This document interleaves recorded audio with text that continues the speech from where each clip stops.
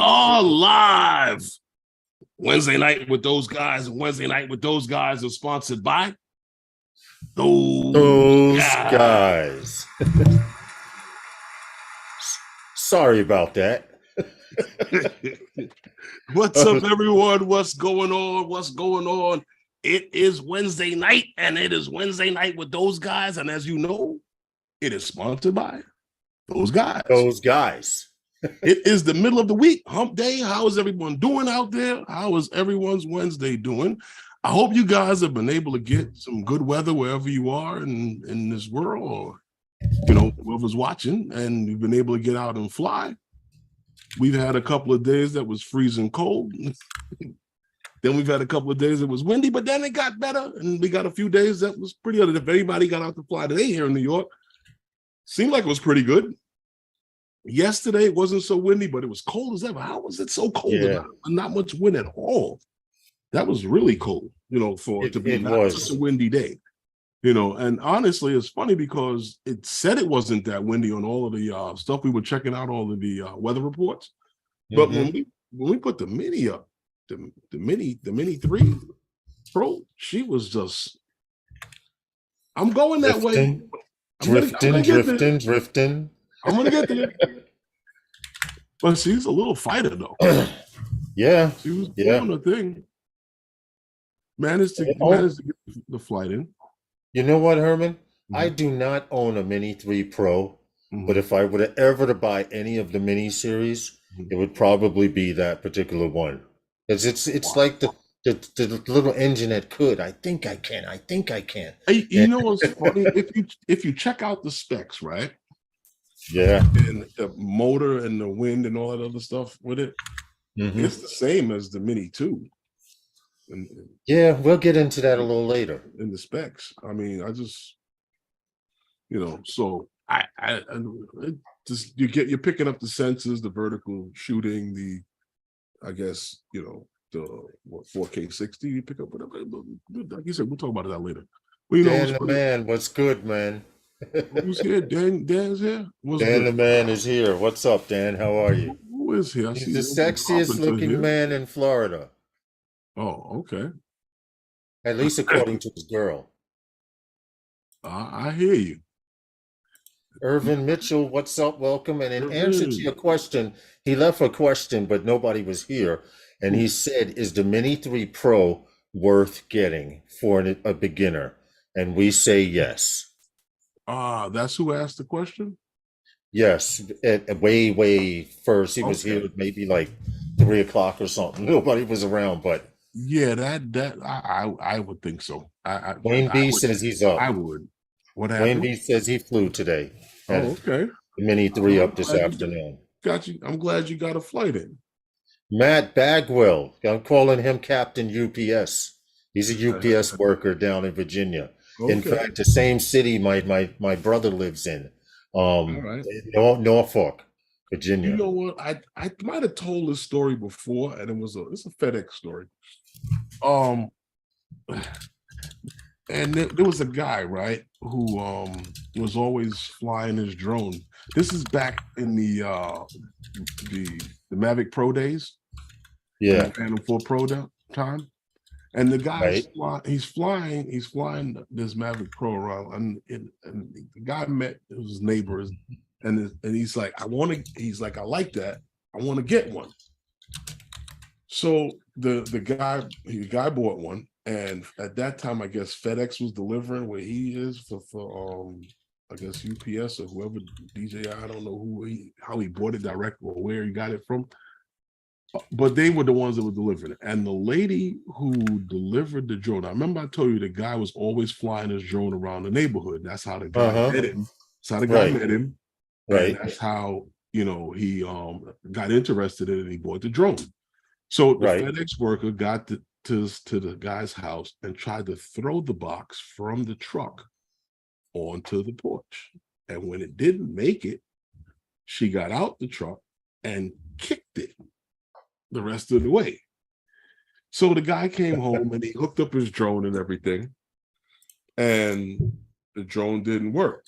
So he called his friend, the guy that he met, the drone, to find out maybe he's doing something wrong. So the guy came over to check out the drone. He was like, "No, this is why your drone don't work." And when he showed him the video from him flying around the neighborhood, he saw the FedEx worker kick the drone, and she threw it out the window of the truck. Hey, Johnny, see, that's grounds to be fired. So sometimes it's good to be the guy that's flying your drone all over the neighborhood. To capture that. You might scare burglars away. Dan says he's getting bored with flying drones, and I said, don't worry about it. You'll be flying mentally soon. That's the new tech. He says that we need new technology. There's nothing new to wow him anymore. Okay. Well, I mean, you might have to find new things to do with what we got. Yeah. Well, Matt Bagwell, he's UPS down in Virginia. Right. I just wanted to shout him out real quick. He's a big supporter of those guys and the work that we do, and along with everyone else that comes back every week to continuously listen to our live stream and maybe learn something, maybe not learn something. Oh, okay. Well, maybe not. Or just to come hang out and say what's up. You know what, Lodge? Billy was here last week, as you know. Yes. And we were talking about like the because he had did a video and I saw it, and it was like he said it was a rant, but it's like, where is the is the consumer drone market dying? And I don't think it's dying, it's changing. We talk about all these things like drones doing this. I think that I remember I said this to you a long time ago. Yeah. Companies use us as the test bunnies.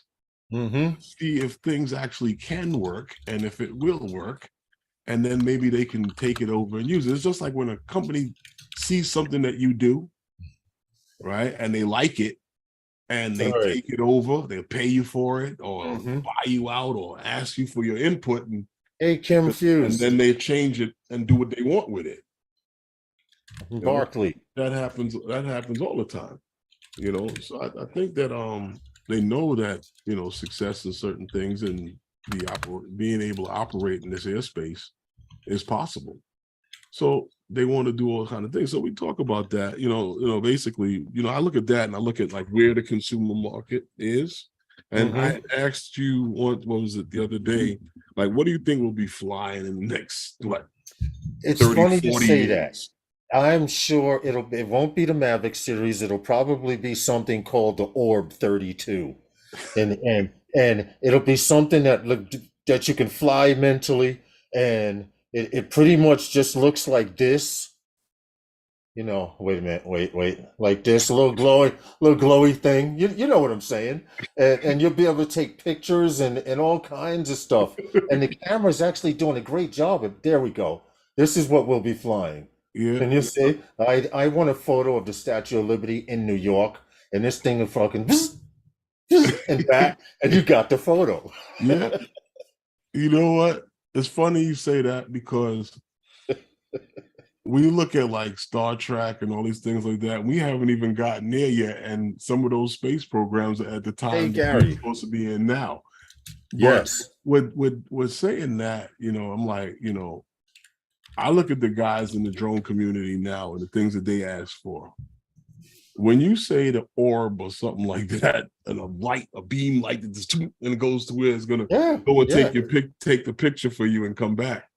Well, wouldn't that be hot? It would be, but if it's the great grandkids of any of these guys that's watching, then that better be the Orb Pro or something.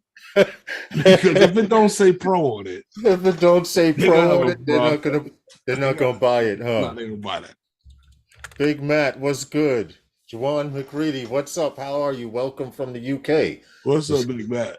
Kim Fuse, we appreciate you stopping in and popping in. We're gonna have to change the format some, because we get a few FPV people that come in. So we're gonna have to add a mini FPV section or something. You know what's funny? Hey, Michael Blades. We got a guy right on the that's always on the live stream that flies FPV. Yeah. that doesn't have any FPV news or segment to Oh. Are you talking about moi? That's true. That's true. I'm gonna introduce an FPV section just for those guys. Okay. Wednesday nights with those guys. I'm gonna work on something. Maybe we'll show an FPV video. We'll have something where you guys might submit something. We show a video. I'm good with camera drones. It's great to break from FPV. Oh, don't curse like that, confused. Don't dare. I started out with camera drones, Kim, and I've gone to FPV. Unfortunately, I have not put out an FPV video for 2023. I have not flown FPV for 2023, but I have been flying my Mavic 3 and a few other camera drones. I'm just busy, man. I need two more of me.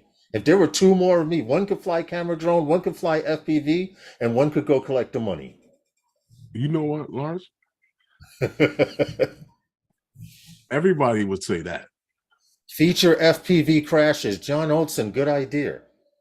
You know what they should have did, Lawrence? They should have continued. They should have went back and made sugar back in that factory again. The hell with the part. You know what? It's funny you say that because they put it up, I think, in 1882. They built this factory, right? That's the original walls. Those are the original exterior walls. Yeah. Now, I thought that there was some law, and correct me if I'm wrong, you guys in the chat, or you, Herman, but I thought if it was of historic relevance, you could not touch the outside, which they have not.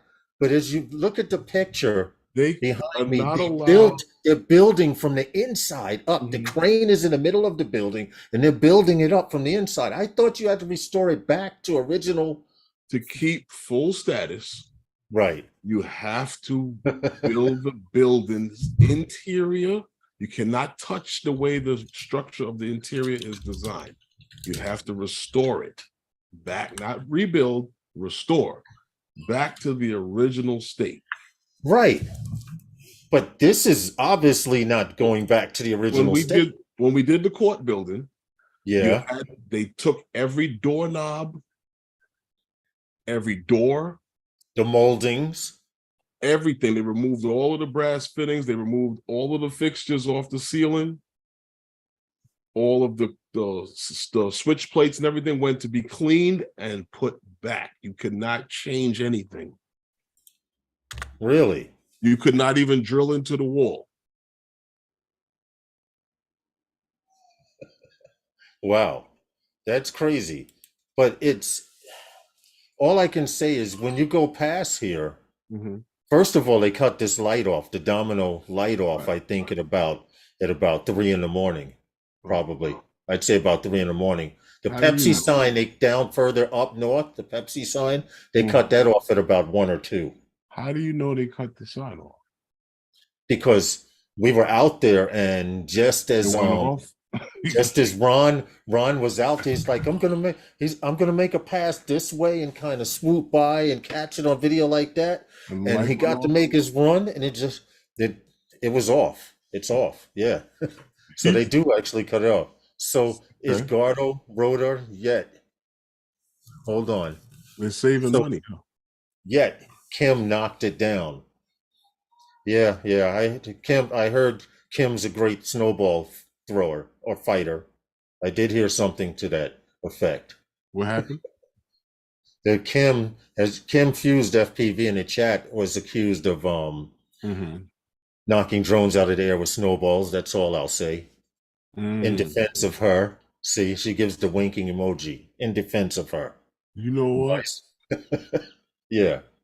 Unless it's military, I don't think you're allowed to knock aircraft out the air. Unless it's military? Yeah. Okay. Homeland defense. Oh, yeah. Well, we have Homeland Defense here in New York. We've actually flown with them parked right under us. Do you know what's funny about that Homeland Defense team? What's that? It must be real good to just ride around town all day and with weapons, fully loaded. And do not. And do nothing, yes. Yeah, Homeland Defense said here in New York, Herman and I were flying Riverside Church up in Harlem, and their job is, you remember, they were parked in front of the church. Riverside Church is an old church. It has it's the tallest church, I believe, I know in the Eastern Hemisphere. I don't know on the Eastern I know coast. here it is. Here on the Eastern coast. I don't know about across the United States. I thought it was, but someone corrected me and said there is another one a little taller. But the top of it is 429 feet or something to that effect. Is it? I have to Google that. I don't remember. Anyway, I know Homeland Security was funny, there. I mentioned it in the video, but I forgot. I'm gonna look it up now. Riverside Church. No, I mentioned it in the video. I don't remember. Riverside Church is sorry, not 400. 392 feet, which is perfect because if you go to 400, it looks like you're like looking at it right there. Yeah. The video I shot over there came out pretty good too. But getting back to what we were talking about. Does anyone know the statute of limitations if you fly a drone or nefariously? The statute of limitation. Who's asking this question? Barkley. If you fly a drone or nefariously, and I have to. When you say the statute of limitations, you mean like how long can they charge you for that offense?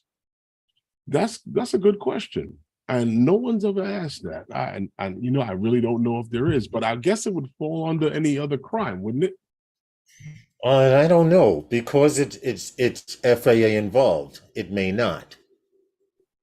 I mean, if you bash someone in the skull with a drone at 60 miles an hour, well, it depends on what the crime is. It depends on what manslaughter. Like I said, it falls under like any other crime.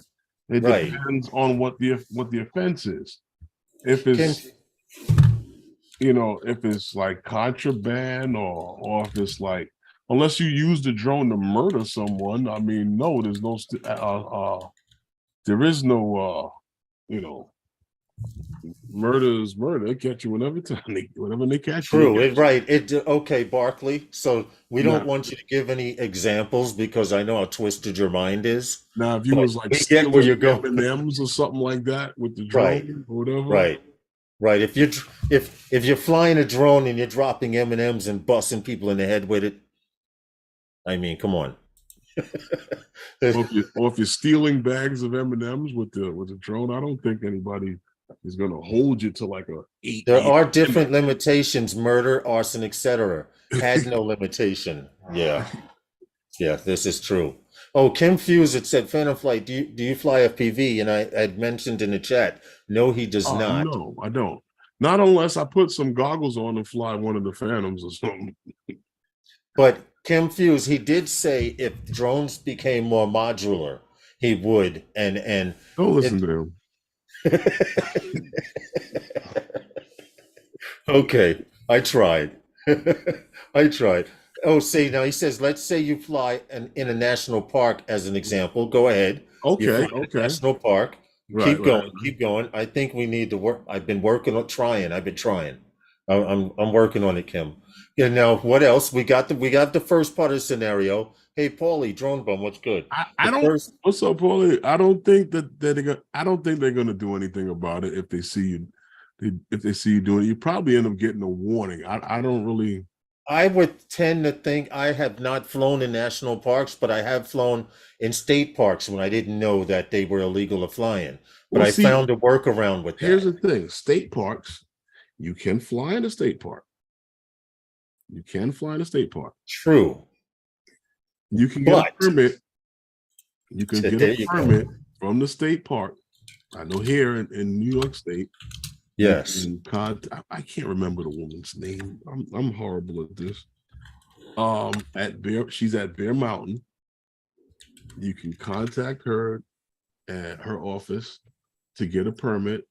They have a form and they actually have a form that you can fill out to fly in a state and park tell them legally. everything that you plan on doing for them to issue you a permit.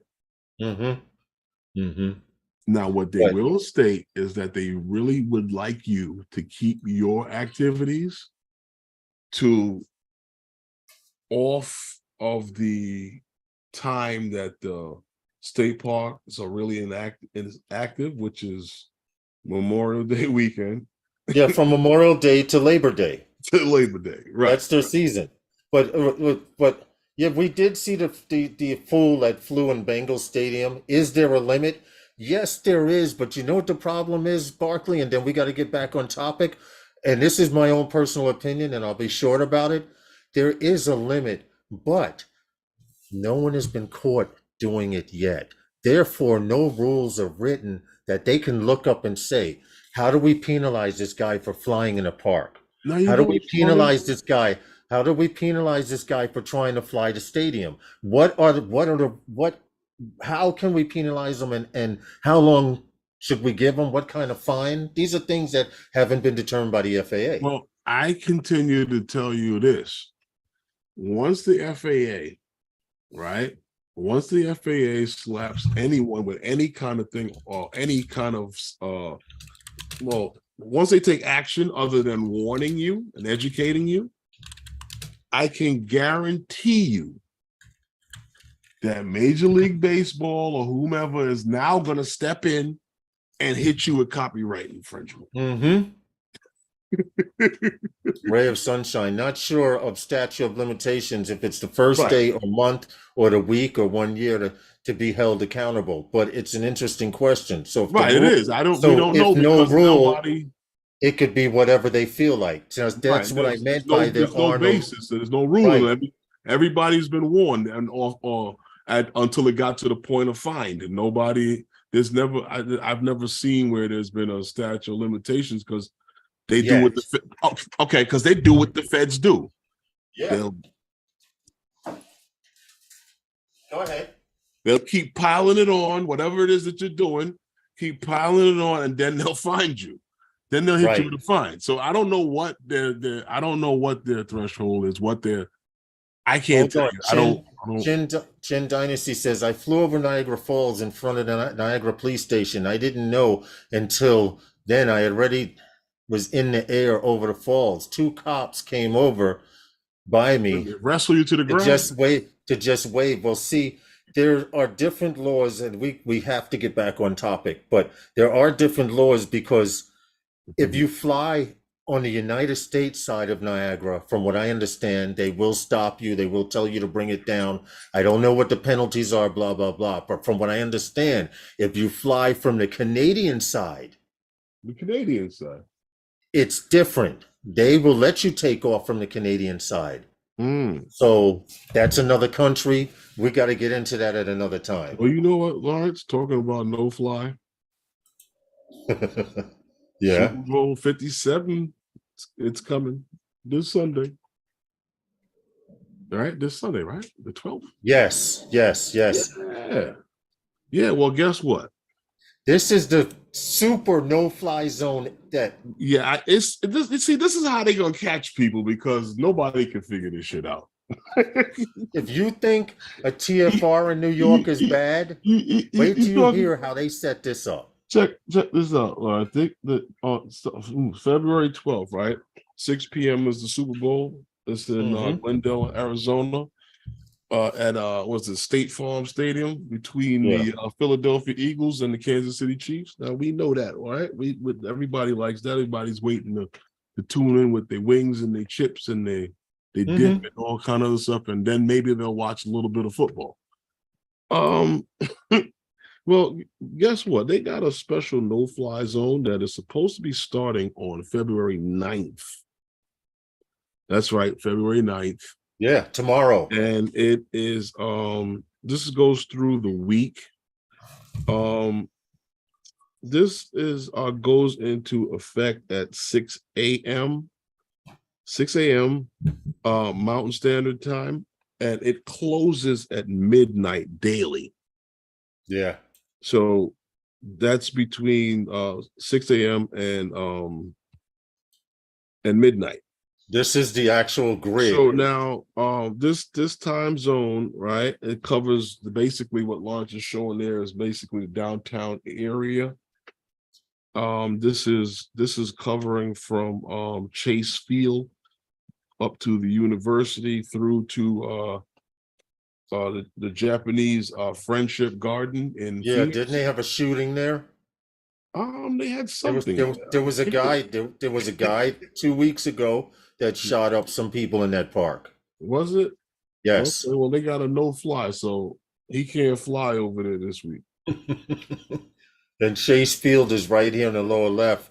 But this, there will be actually 3 TFRs in effect on game day, Lawrence. Believe right. it. And this is where they catch the drone pilots.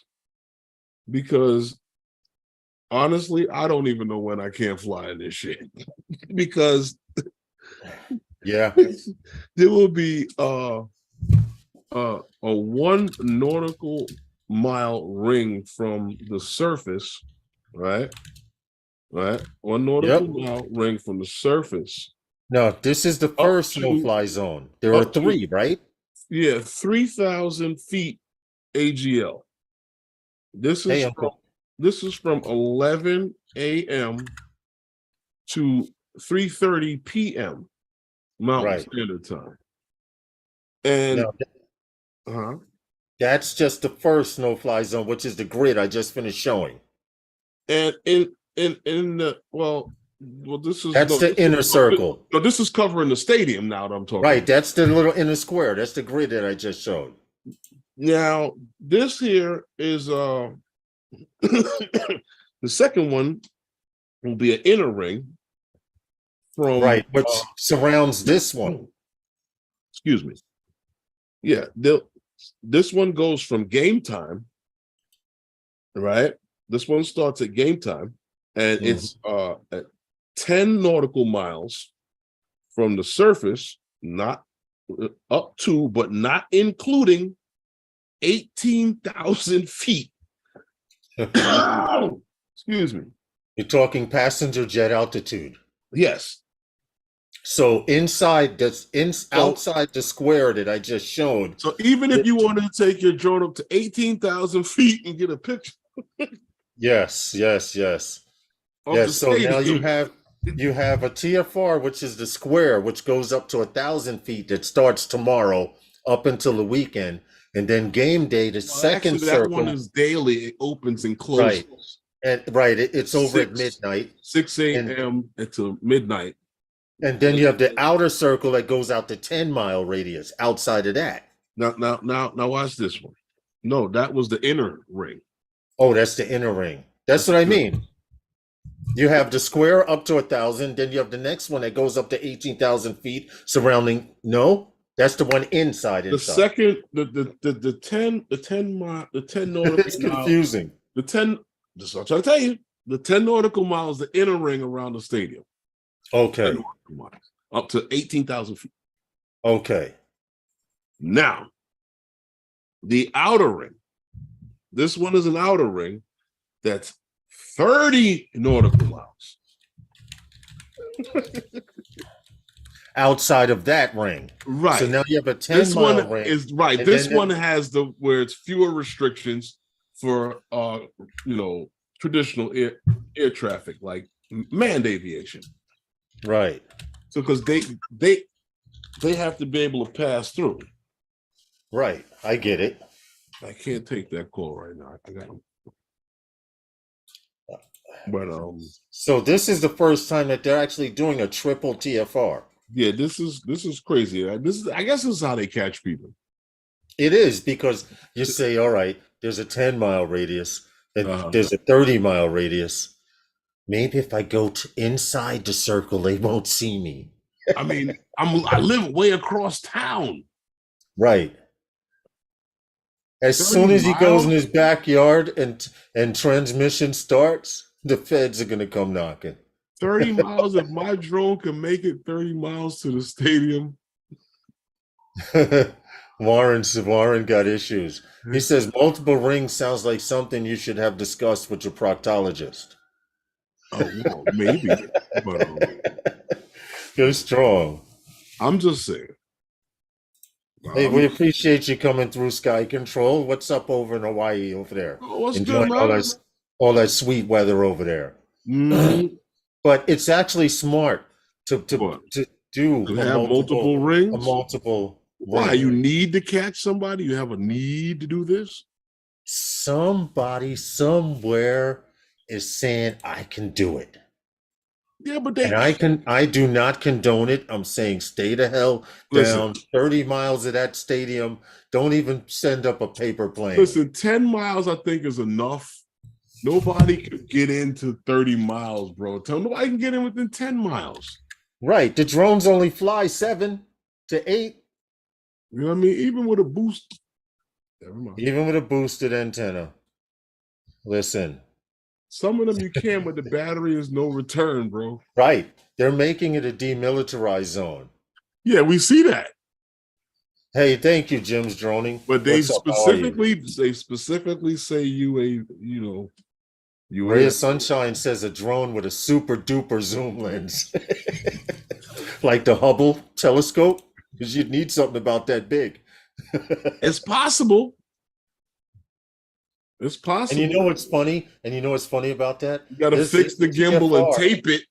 That TFR is put up by the FAA, right? And what's funny about it, they will have a satellite over that stadium looking straight down at the entire game with that satellite. You know that, right? Okay. You gotta see you gotta see the hookup for these things, Lawrence.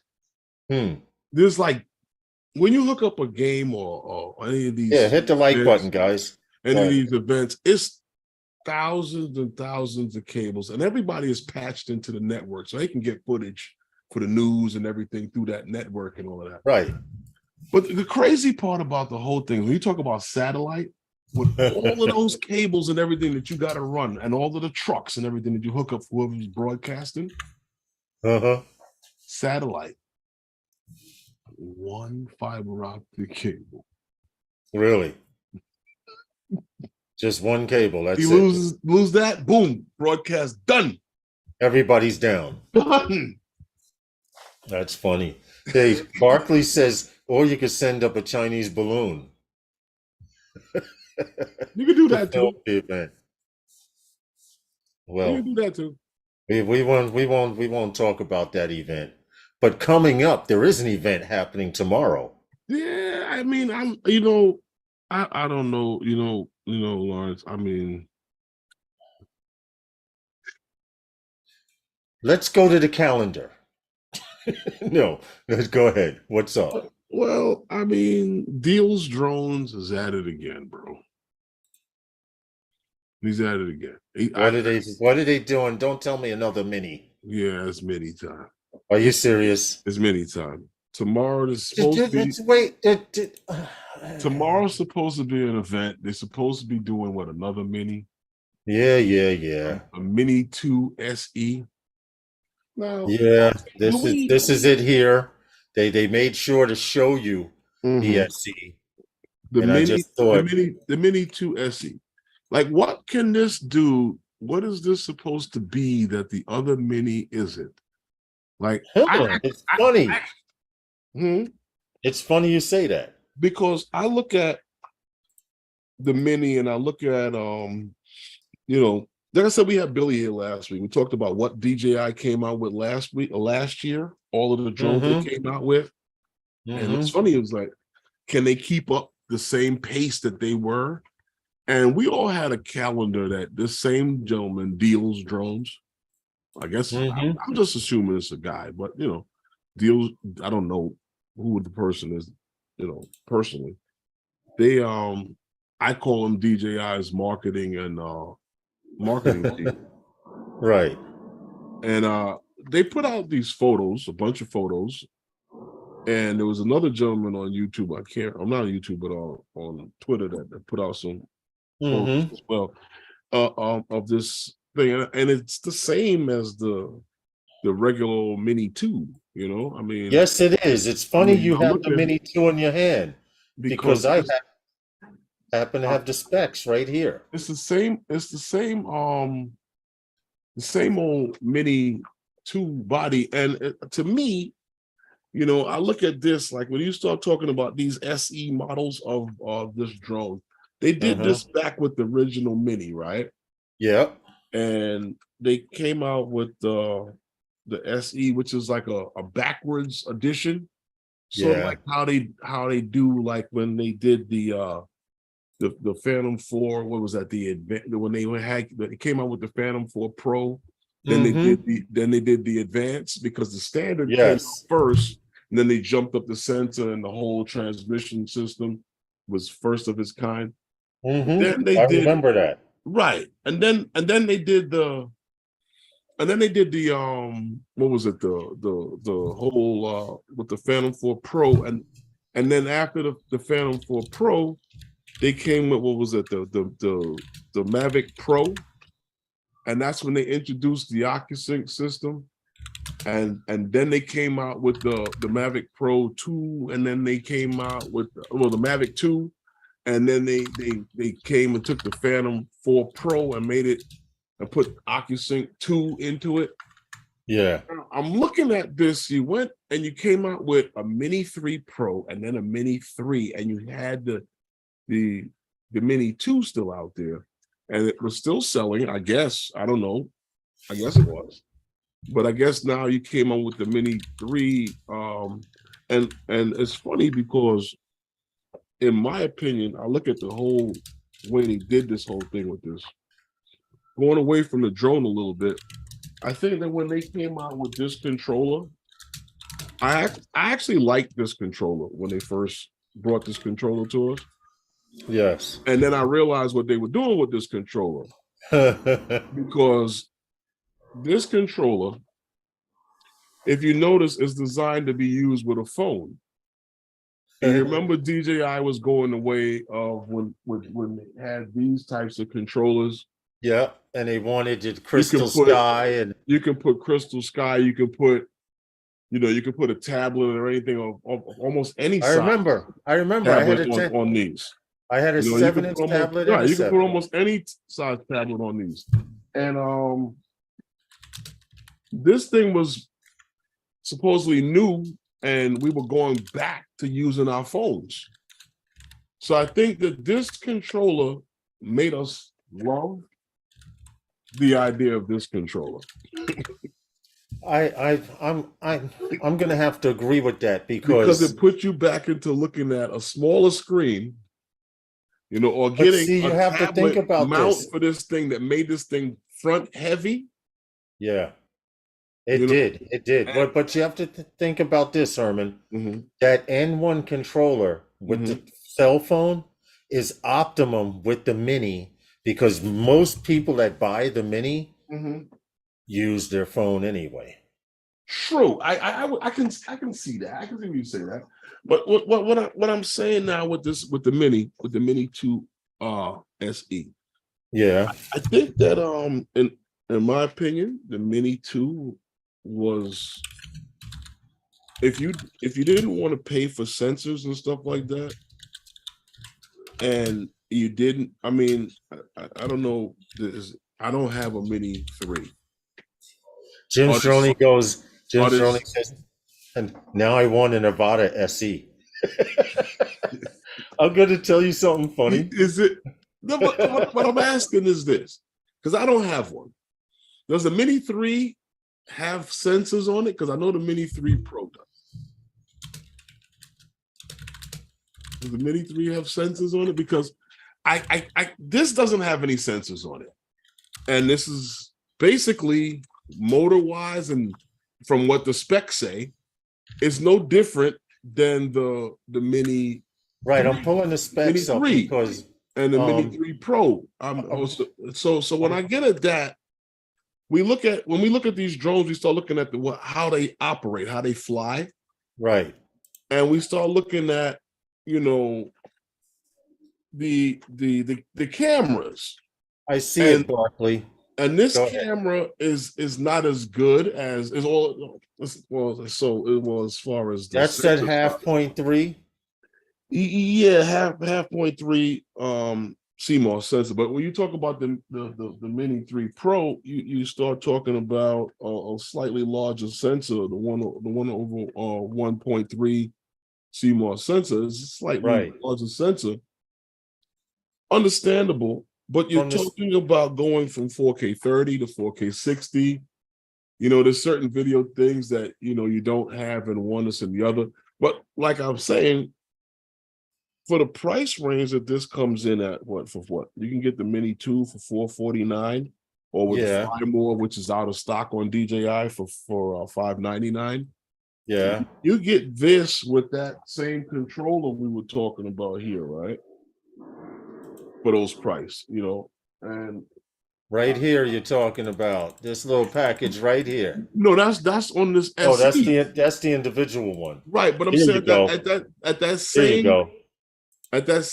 I'm saying that on the same price, right? When I'm talking about for the 449, right? Where you're gonna get this and the controller and a battery, right? And then the Fly More, you'll get it for $599. That's this kit. No, that's I'm this talking kit about right the here. Mini 2. Yes. Talking about the Mini 2, not the SE. Oh, the Mini I'm 2. I'm trying to make sense of the SE. Right. Because the SE, right? What would you do? What would you do with the SE?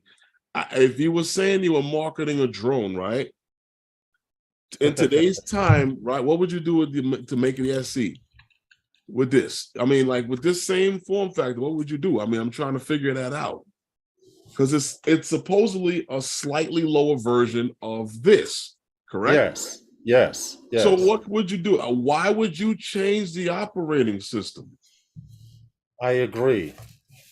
Hey, welcome, Alex. How are you? I thought you would have said, okay, well, let me take the Mini and put, you know, OcuSync 2 in it. Right. But no, you took this same model, a drone that's already out, and took the operating system out. According to the leaks and stuff that I'm seeing, and made this a Wi-Fi drone. Yeah, I wanted to pull it back up on the specs because I want to go through this. Because I'd like to hear what you got to say. Everyone, hold on. Let me pull it up first. I thought that was. I want to weigh the points. I'm trying to word it properly so I don't sound like a fool. But I want to show you guys something here with this. Okay, they have all the same specs. 4K at 30, half 0.3-inch CMOS sensor, 30-minute flight time. ISO, of course, is 100 to 3200. Auto manual in photo and video. Things like video transmission, enhanced Wi-Fi. Yes. Like you said, if it's a new drone, why didn't they bump it up to something else? Okay, transmission is, I'm not saying bump it up, but I'm like, what the heck can you do to make this SE is cheaper? The Fly More bundle, from what you said, is cheaper on this SE2, the Fly More bundle, right? Because you batteries and stuff, than the regular Mini 2. Okay, Dan was just talking about technology. You couldn't take any more tech off of this thing. Yeah. Or not to be an original Mini. So what you did was you took the transmission system off of it. I'm hoping that that's just rumor, because I can't see where you can go with an SE. That's like, don't tell me that this new. I hope this guy is dead wrong about that calendar, since he's already been wrong about this calendar here. Right. I hope he's dead wrong about that calendar, because that means that Mavic 3, was at the S or SE, is it called? Right here. That's going to be a Wi-Fi Mavic 3? Are you kidding? The Mavic 3, the Mavic 3, the Mavic 3S. Wait, where? Hold on. Hold in. All I can say is coming later on in the year. No, DJI. I don't listen. The guy's been wrong before. They've been wrong again, and they're always going. Go ahead and say what you're going to say. All I can say is DJI is the king of of Smoke illusions. and mirrors. They smoke and mirrors. They showed you the DJI SE goggles. They showed you the RC motion, but they launched the RS Mini. Okay, that was a good way to slip it in. They still have yet to release the goggles, which they've shown pictures of, the new goggles, which a lot of people are saying, I'm not getting those goggles because the only difference is a touchpad instead of buttons. Don't they already have 2 goggles that came out just last year? Exactly. But my point is, this Inspire 3 is scheduled. We're in February now. This is the 2nd month. We don't know what the hell they're going to come out with. This could be a test. You know, they're kings at testing us on stuff, testing stuff on us. Well, you know what? I haven't seen an email yet about this. Look, a DJI Air 3, DJI Air 3, and a Mavic 3S. And the M350, they need one. Out of everything on this list, honestly, the only thing that I see DJI needed to step up in the market was this 350. But nowhere on this list do you see a mini SE. And I'm gonna tell you something someone told me when I was looking for a car. Fanboys of DJI love smoke and mirrors, Warren says. Someone told me when you're looking for a car, don't ever buy a SE. And I said, well, why? That's a special edition. He said, that's exactly it. That's the model that they're testing shit on.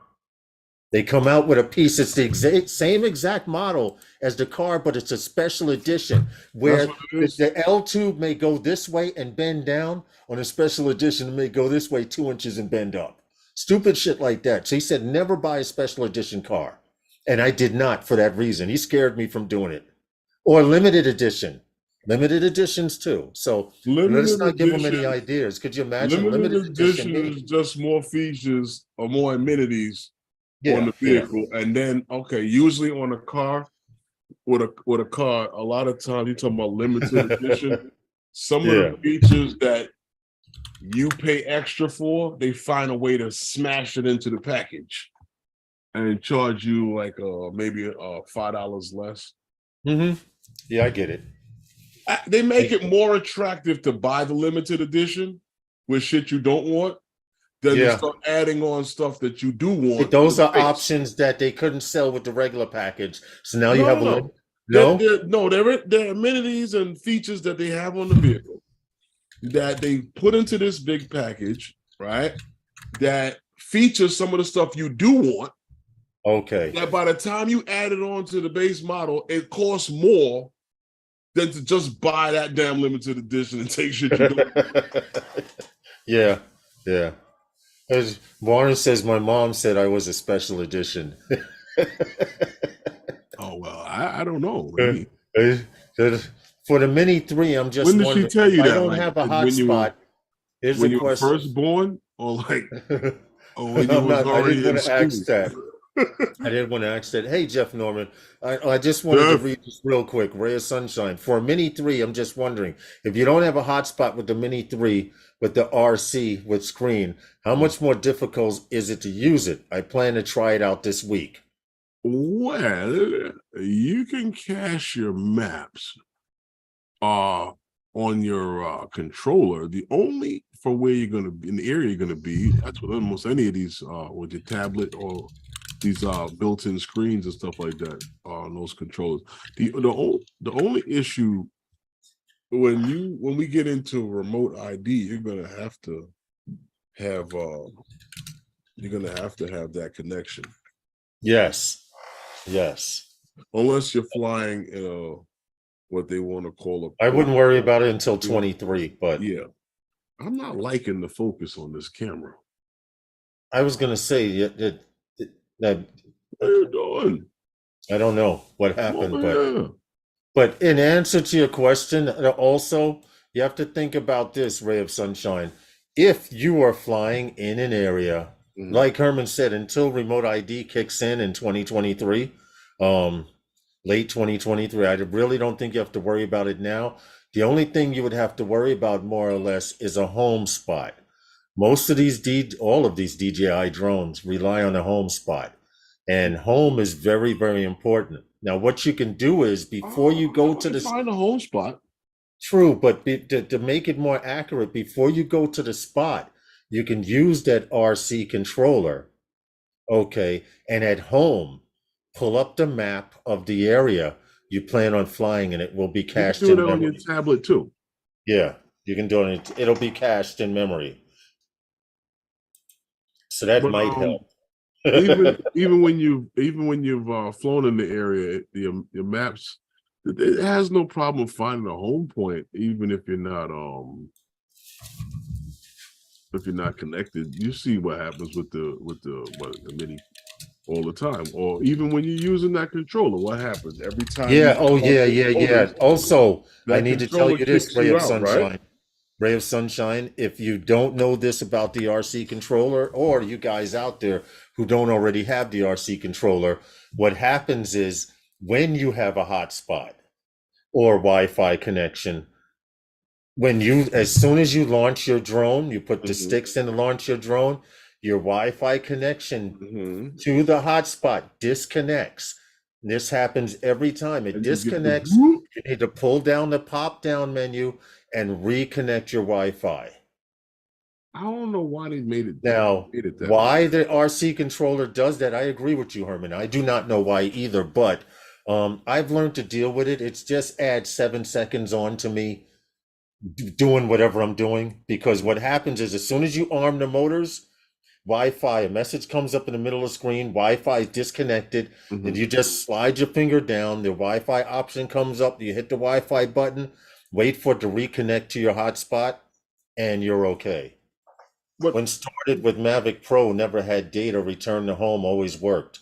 Um, that was because back then I think they were actually using something, a sonar image. what happened? Jim Stoney was saying back with the Mavic Pro, it never had data to return to home, but it always worked. Because it will always return to home. It knows where it took off from. You don't need a internet connection for that. I believe so too. Alex Escardo says he believes that it's a safety thing. And I agree with him, because if you do a pre-flight checklist, like us honest pilots do, the pre-flight checklist says that you need to make sure you have Wi-Fi connection or whatever. But in answer to you, Ray of Sunshine, being that hey, Tony, you do not have a Wi-Fi connection, or you may not have a Wi-Fi connection in that area, I wouldn't worry about it a whole lot.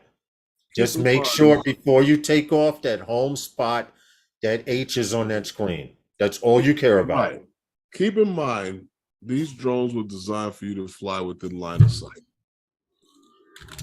which means that they will fly without that tablet or that video screen that you have.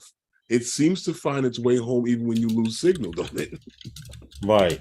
Which means that it knew where it took off from in the first place. Now, when that goes wrong, she can do some other things. There That's are why you options, but if always have to wait for that H to come up on your map to mark your home spot. we all turn off Wi-Fi and cellular anyway. Um, I usually don't. I leave my phone. I leave my Once again, when you get to remote ID, you're not going to be able to. true. Because there's going to be right now when remote ID starts, there's going to be two flyers, and Herman, I And if you're pride flying a him drone on. right now that has remote ID on it already, if you turn that off, you're going to get a remote ID error. Yes, yes. Because didn't you see the remote ID error on your controller? You were saying When you turn off the when you turn off the Wi-Fi, yes. When yeah, you you turn off set your the return to internet home and connection, it yeah. updates to home, yes. Yeah, that's true. A video said the return to home may be a little off. A little off may be in like 5, 6 feet. Whereas if you had Wi-Fi, you may land within 2 feet.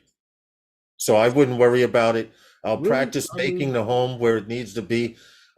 Just make sure, yeah, I when you always do have thought home Wi-Fi point connection, calculation was based on how you your calibration on whether or not also your drone is,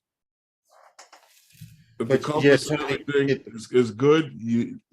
See, I don't, the way the interface is on the newer ones, And the compass, remember when you had the fans that showed you the levels? You could monitor it and do compass calibrations whenever you needed to. Yes. That helped. We've seen have gotten it will, once you do them, it helps it calibrate better when you go to another location. True. That's what makes that better. But very true. But I rarely have to calibrate any DJ, my drone, my Air 2S or my Mavic 3. Right. My Air 2S, I had to calibrate one time, and it was because there was rebarb or a lot of metal in the ground, and your drone will tell you, calibrate me. And usually when it says calibrate me, you know what I do? I don't. I pick it up and I move to another spot, and GPS is fine. But if it says calibrate me again, then I'll calibrate. But if the remote has GPS, then you need no phone like the DJI RC, correct? But she had asked the question before you popped in, Tony, asking if I have no Wi-Fi. Question. Let me ask you this, Tony. Where do you get the signal to your RC controller without a hotspot or something to give you this internet connection?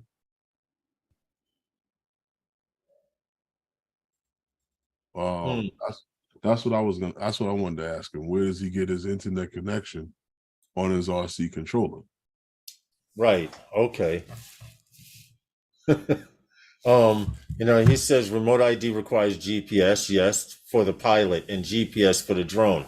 The drone itself sends all the information. Yes, we have that, but she was just asking, keep your older drones, don't need Wi-Fi stuff. Well, I have a Mavic Pro that works on OcuSync 1, and my Mavic Pro still flies flawlessly till present day. Yeah, they all will fly. What's up, Corey? Hey, Herman, it's just Corey. What happened? It's Corey that from the building shoot. From the burnout shoot that we shot. That's YACI. I was telling you that's Corey. Yeah. What's going on, man? I'm definitely doing hyperlapse wrong. Just came back from flying. You got to come out here, man. I'll show you. That's what, though, Lawrence, seriously, going back to the Mini 2 SE, I'm like, I don't see where you're gonna go much further than this. Like, why don't you just drop the price on it? Yeah. I don't see a lot of people running out and buying the Mini 2 SE. First time pilots, maybe, but if you're gonna do that, you might as well spend a couple of extra dollars for the children. Yeah. What's the price we got on that thing? Is the rumored price on that?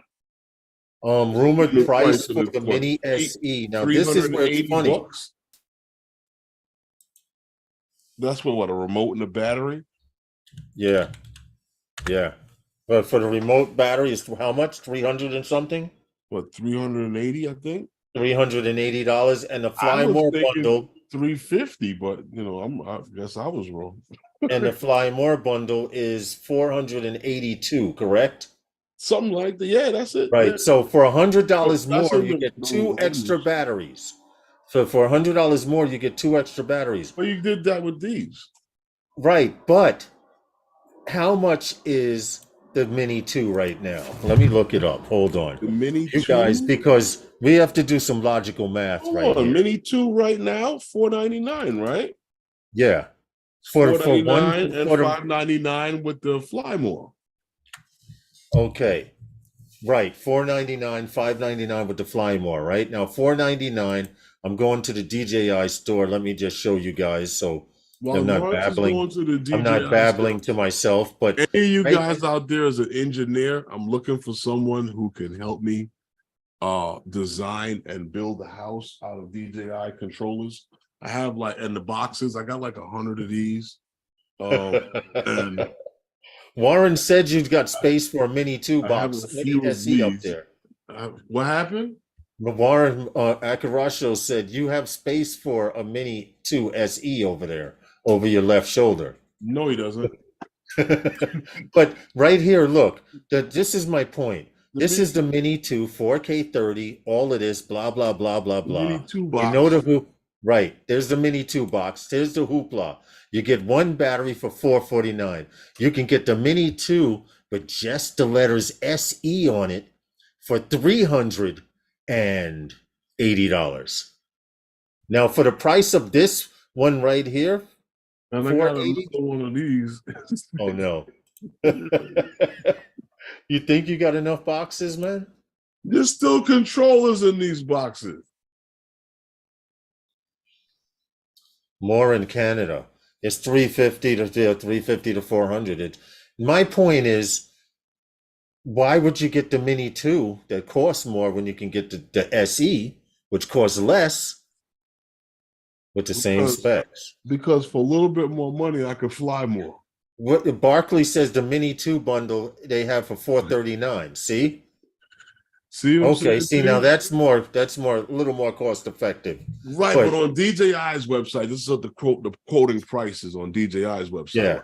This from. Yeah. But what I'm saying is that to come out with an SE, I mean, you're talking about dumbing this down a little bit, right? No? Yeah, that's what they're doing. So they're gonna put Wi-Fi on this? Which shows me, Herman, they did. They put advanced Wi-Fi on it, which shows me that they didn't sell a whole lot of those Mini 2s. So why would? And this is a way for them to sell more. Lower the price and raise the trends, get a better transmission system. No, it's not better. Oh no, well, yeah. If they're making this Wi-Fi, you lowered the transmission system. So my thing is this. The Mini 2 does not have OcuSync 2, does it? Sure it does. Okay. Why do you think I don't use the controller for this? Oh, I got you. I was confused. No, I was confused. I was thinking for some reason it was the other way around. Costco bundle does not have the carrying bag and only 2 batteries total. Yeah. That's what you use on it. That's it. Yeah. Okay. All right. So they dumbed down the SE. They give you advanced Wi-Fi. That's the same Wi-Fi they had in the Spark and a few of those other drones in the beginning. Right, advanced Wi-Fi. The Spark and the Mini, the original Mini. Yeah. That's what made this so nice, because it was OcuSync 2. What's this? The only reason we connect the Avata goggles to the phone is because there's no GPS module in the goggles. DJI fucked up. I have the old iPhone 5 with DJI Fly and no service works fine. Wow. With no service and works fine. Hey, what's up, South Florida? Tony, stop and listen. When you're flying one of these, when you have remote ID time comes, you're going to have that internet connection. That's it. That's it. Yeah. That's all I'm saying. Yeah. Yeah, they are. Because right now, when you're flying the Mavic 3, if you disconnect that signal from the internet, it will tell you have remote ID error. Yes. Comes up all the time. Because it's coming up on the remotes now. And Herman actually showed it. All I can say is what? I bet you that drone. Hey, Scott, what's up? How are you? What's up, Scott? What's going on? Oh, that's not it. I went to go. No, I'm just waiting to see what happens tomorrow, because, like I said, I didn't get an email about a launch either. I got an email that they're lowering the prices this week. Yeah, I got that, but I didn't get anything about a new launch. Did anybody something about the launch for almost everything else? Eddie Nunez says great stream with Billy. He watched the replay. What's good, Eddie? Hey, Eddie. What's going on, Eddie? We got to hook up, Eddie. Lambo.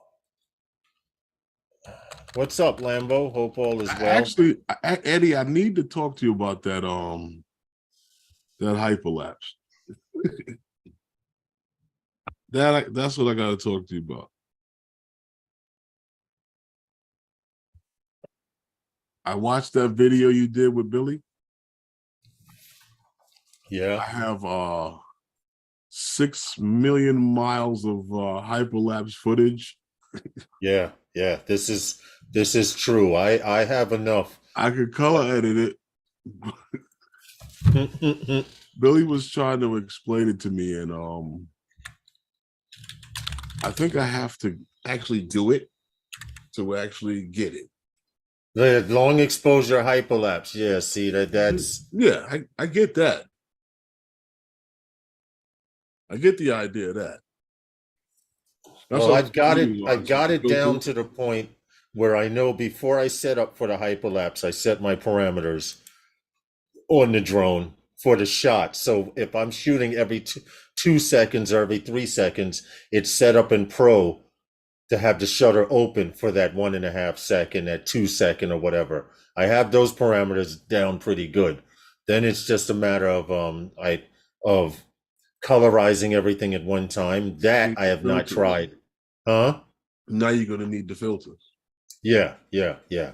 So we're working on it. Drone Psych, what's good, Charlie? Hope all is well. Charlie and Drone Bum are the kings of the mini drones, the 4 and 5 inch. Hyperlapse for shorts is great content. Yes, I agree. Oh yeah, sure they are. And I actually like, I did one with the see, this is where I got a lot of footage of when the Army Corps of Engineers were out at the beach. Yes. I got a lot of footage of that. Of the work they were doing. What I think Lawrence might have explained it to you, how they were dredging sand from out in the water and bringing it out to stretch out the beach and raise it and pushed it out further. Because what they did first was they moved the levees out further into the water.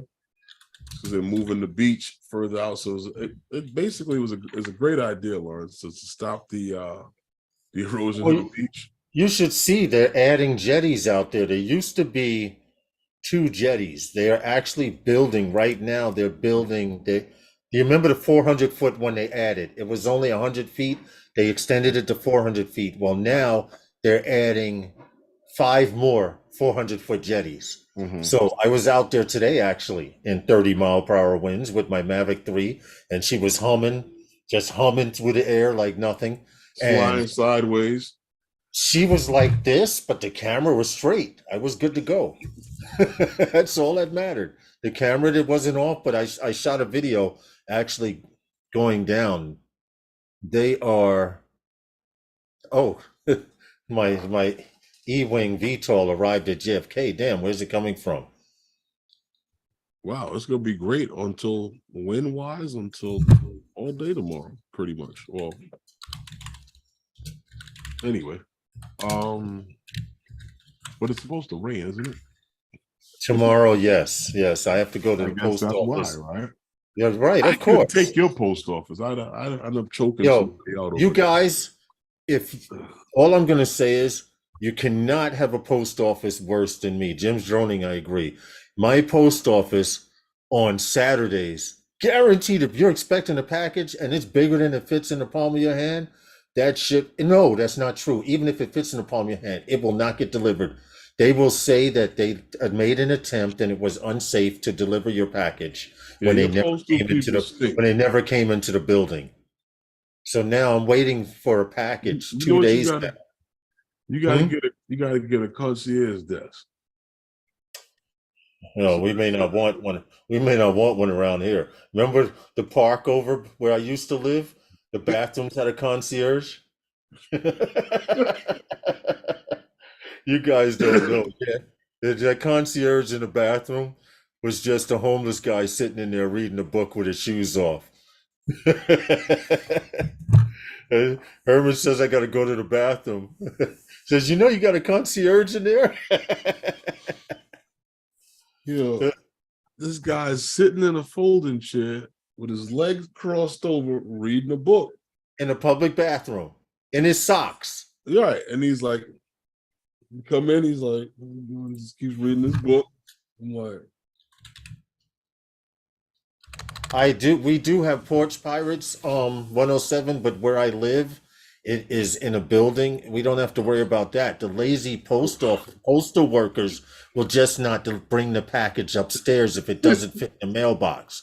They will Because say of they the made an porch attempt. pirates. They'll make an attempt and put it. They say they'll leave a note saying we attempted to deliver, but we couldn't leave in a safe spot, meaning they didn't want to leave it in the bottom of the building. They They were don't too do it lazy to because walk of the porch upstairs. pirates. What happened? They don't do it because of the porch pirates. Oh, stop it. You're not going to damn door. The package is expected that day. You're not going to door someone's there. Right. And if they're not there, And if they're, well, then I porch leave it and then the pirates. porch pirates come and get it. Yeah, that's what happens. Yo, you know, talking about porch pirates, I know everybody has seen that one with a lady. She's with a boyfriend. And this lazy bum, he's in the car with the car running, and she goes to get the package, and she slips and falls and breaks her ankle. Yeah, I remember seeing that. That's funny. She snapped her ankle. He had to get out the car and pick her up. Mm-hmm. That was funny. And then the glitter bomb, that guy ate glitter. He was like, like a cat coughing up hairballs. No, but the worst part about that glitter bomb is the stink spray that sprays out of it and catches everybody with it. So you got to wear it. So not only do you stink, but you got glitter in your skin, in your eyes, in your nose, in your mouth, in your lungs for a while. You know, there's a little tiny pieces of foil or whatever they are. It depends on what they, sometimes plastic. So it's not good. But you know what I want to ask anybody out there, because is anybody anticipating the wait for this, you know, the launch of this thing? Does anybody really need one? Yeah. Does anyone really think they're launching this SE tomorrow? But let me ask you this. Is anybody in the chat, right? Do you have a mini drone? And if so, yeah. If you're in the chat, you own a mini. In the chat, if you have a mini drone, I don't care which one it is. The mini 2, the mini SE, the mini 3 Pro. Because I noticed that, because you know the talk is about the sub 250 talk, and a lot of guys not wanting to register their drone, and I get it. You know, flying in a free, you know, I guess you have to be part of one of these community-based organizations. And the thing is, a lot of people, they'll, you know, okay, anyone can fly technically in a FRIA in these designated areas. The problem with it is this, and this has always been the problem with a lot of them, and it is going to continue to be the problem with them. And I've experienced this, and Brooklyn Jimmy says he owns a Mavic Mini and a Pro 3. Joan Sykes says the Mini 2. Okay. You know, for anybody that's interested in this, you know, this feels, and I know here in New York, the Parks Department will direct you to these places if you want to fly. Because in the way that the FAA and the way the Parks Department and everybody sees it, once it is RC and it flies, they don't care if it's a drone, fixed wing, whatever, helicopter. They don't care. It flies over there. Tony has a Mini and a 3 also. Okay. So there's a few people out there that have them. So when you start talking about flying in these places and being able to fly in them for free, almost all of these places, with the exception, I believe, of here in the city, and I don't know about the park in Staten Island because I've never gone there. Right. Flushing. And I hate to say this, Puritan. No, because it's not because to me it's not a flying field. Right. What's that? Forest Park? Forest Park, the circle where you can only go straight up and straight down. Forest Park's airfield and Flushing Meadows airfield. That's here in the city in New York. I don't know about Staten Island, but those are the only ones that do not have a community-based organization there. When I say community-based organization of any kind, a school, any one of these things, anybody that has an organization, the Scouts or even the AMA, those are the only fields I know of that don't have that there. Garrison and Calvert both have clubs there. These are people who pay dues to that club, right? Because they have to upkeep the field. I know it at what's that? Calvert, they have a bathroom. Now there's no bathroom in Calvert Vaux Park yet. They have not yet put a bathroom in there. But the people who have the field, the club that's there, the flying club, they have a bathroom. It's locked. The members have keys. It gets cleaned. Somebody has to pay for that upkeep. You understand what I'm saying to you? And you go to these meetups and stuff like that. These clubs have meetups. You know, I understand that. Well, like Garrison, the guys at Garrison are mostly fixed wing planes and stuff like that. Most of those guys are fly planes. A couple of them fly drones. A lot of the guys at Calvert fly drones. Almost all of them fly drones. If you go over there, you'll always see a drone flying. That's the place. That's true. They fly drones, helicopters, anything with props. Right. You remember when they said that there was one fatality in the last 10 years with RC? Yeah, that's where the young man got killed at Calvert with the helicopter. I remember you mentioning that to me, that he got sliced up pretty bad. Yeah, the helicopter came back at him. But other than that, we're still batting 1,000 as far as casualties compared to anything in the flight industry. You know, so I don't know. I look at this where we going, and I find that Lawrence says he thought anything outside could double for a bathroom.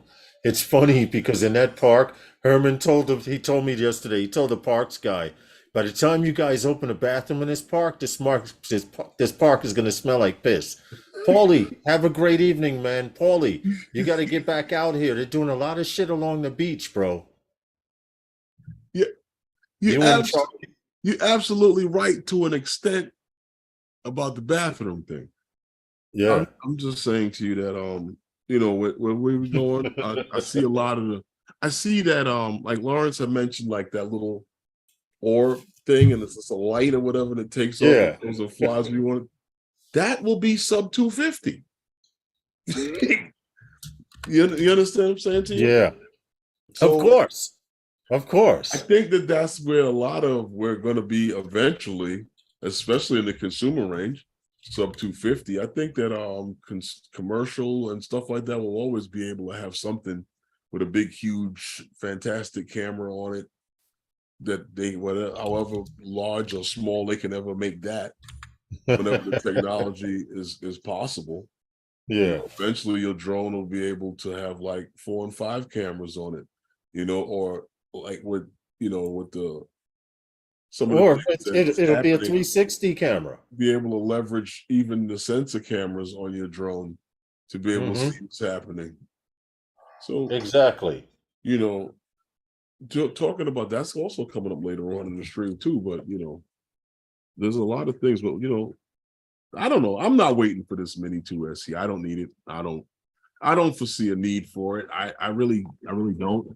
I mean, it shows me DJ. Like I said, it shows me. Mini, I mean, I use this with the kids. Flying the Mini 3 Pro, I fly when I'm with me. Right.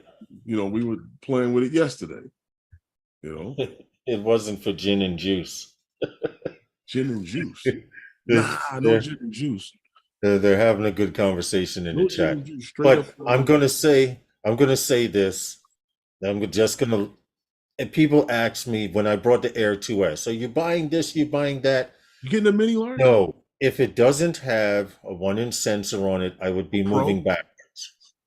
You're not gonna get one, even if they put Pro on it. SE Pro. Don't start. They may don't get that started. Yeah, SE that's Pro, what I'm saying. That'd be it. They might hear you, man. You got a soup up. See, I always thought SE meant like the sports edition, a little souped up here, because that's how it was. Soccer with the edition. Nissan. Soccer edition. No, with the Nissan with the Maxima, the SE was a sport edition. Yeah, and that was it. That was the last you heard of that car, too. No, it was actually a pretty good car. Once again, it had features that you wanted, that you did not want the other features, that you wasn't going to pay for those, but it just came in the package. The Jim's Droning says SE Plus. The SE Plus? Do you know anybody who brought the Mini 3 standard? Yes. Okay. If you go over to Drone Nation, I'm almost positive. Marcus, maybe. Marcus probably got one. Marcus, if I know anyone who owns every Mini, does he own the Mini 3? Well, every Mini in the Mini 2 Marcus refused any of those small form factor drones because of the simple fact that there are people that get into the hobby at the lower level. And there are people who can't afford or are not looking to pay the $1,500 and up that it costs to get into the drone game. So that's true. That's true, Herman. You said that's true. You say that because I remember when we got into the game, it was $1,500 to play. If you ain't have $1,500, it was $1,500. If you wanted the top of the game, and we're talking 6-7 years ago. Oh, you couldn't even get in the game with DJI. It wasn't until DJI came out with the Pro models or the Mavic 3, the Phantom 3, where you're able to get the standard for $500. Because back when they first dropped, them things was $1,500. I remember get in the game with a Wi-Fi signal. Less than that. Yeah, and now you can get the same drone with a Wi-Fi signal and a battery for what, $350, $400 now? What? A Phantom 3 Pro. A Phantom 3. Phantom 3 Pro, probably new? About. If it's a new one, I don't know. Yeah. Let me look that up. You could even find one. Nah, man. The cost to play, man, was $1,500. That's why when they said that they were coming with a Mavic Classic, I was like, yeah, Mavic 3 Classic, yeah, $1,500. Yeah. Here it is, Phantom. Here, see? Okay, I was off by just a wee bit, but right here you have the Phantom 3 Pro. So to get into the drone game for $419, you can get a Phantom. That's now, yeah. Back then technology was $1,500. No, it was a little bit more. So you can get into the game now. That in the Pro. But you can get into the drone game for between $400 and $500.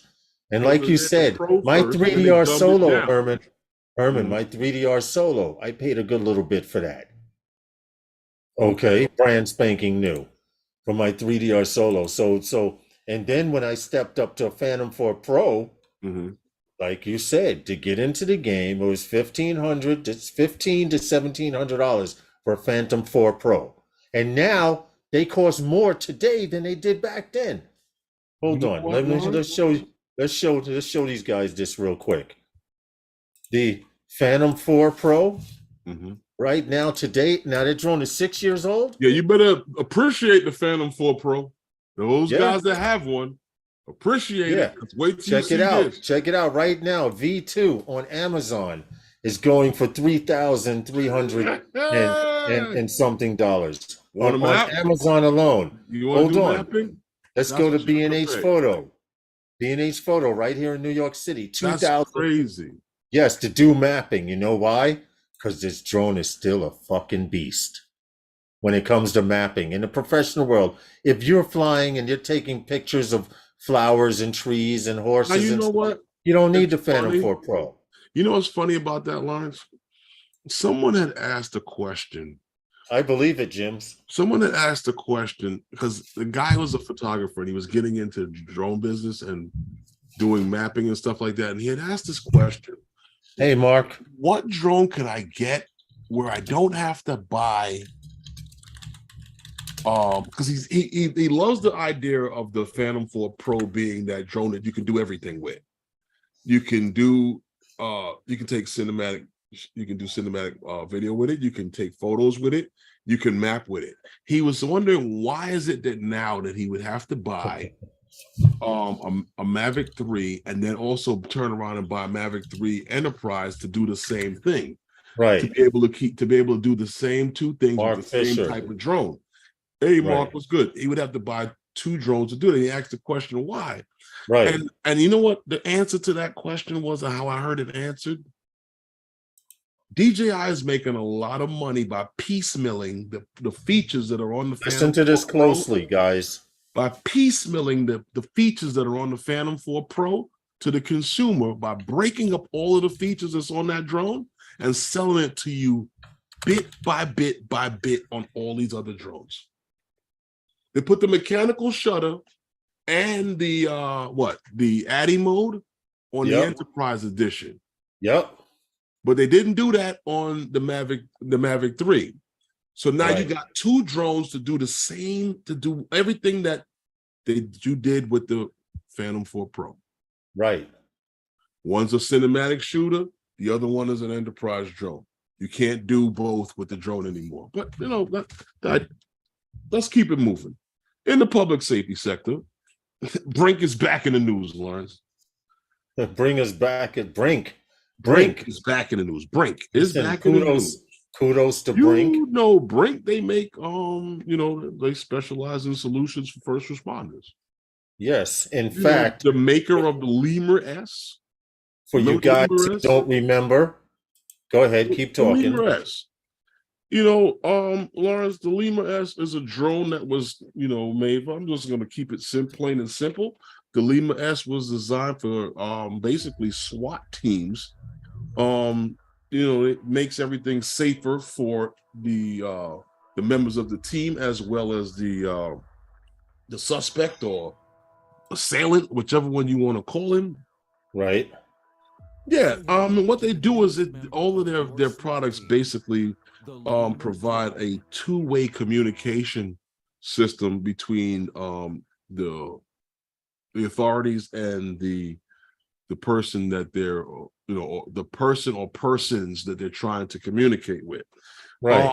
They also, you know, like for instance, like what, you know, you remember the BRINC ball? Mm-hmm. Yeah, well, the BRINC ball is what they call nearly indestructible. It's a throw phone that, once again, like I said, is a solution for that enables two-way communication. You can throw the BRINC ball into like collapses and stuff like that, other areas where there may be a hostage situation, and you can communicate with the hostage taker or whatever you might want to, you know, whatever you need to do with this BRINC ball. Like I said, it's a collapse because, for it, believe it or not, what was it on March 2nd? Yeah, March 2nd on 2023, BRINC will be unveiling their next generation solution for public safety and first responders.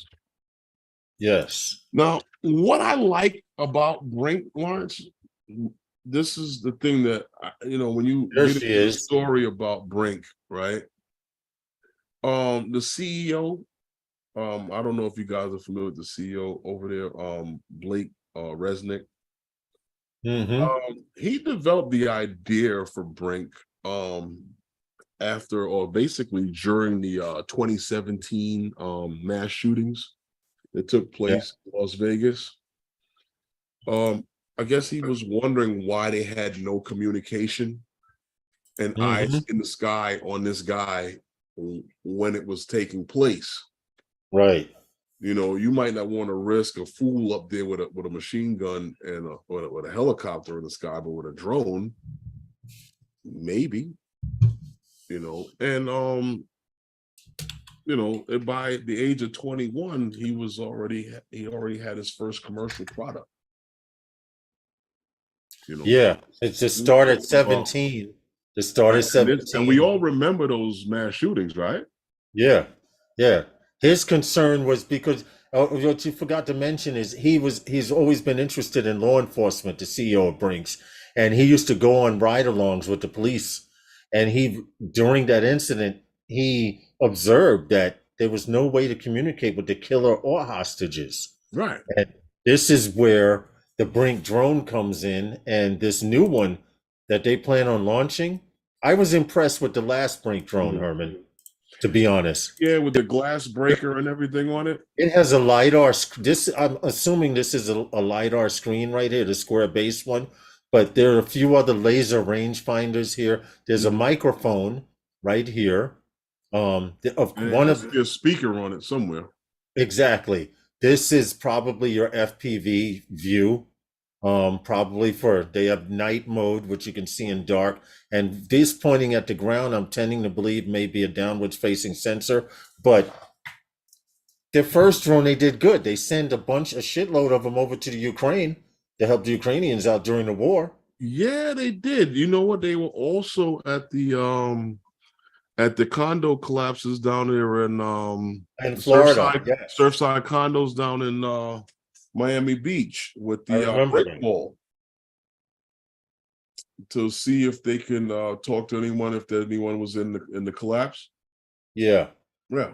So rescue Mavic 3 video coming soon. Mark says, why did you rescue the Mavic 3 or you use the Mavic 3 to rescue something? Well, he says, I rescue Mavic 3 video coming. Why do trees get in the way of drones? It is the title. Well, I'm not sure if the tree gets in the way of the drone or was the tree there before the drone? Because you know what is sent one of my drones. I was telling Lawrence the reason why they don't, because here we have elevated trains. Yeah. That run over our streets. In certain places, certain neighborhoods. And the reason why they don't put speed cameras there is because they have physics enforcement. Right. I don't know if you understand what physics enforcement is. Might need to explain physics enforcement. Okay. Physics enforcement is this. If you're speeding too fast, the train trestle, it's never going to move.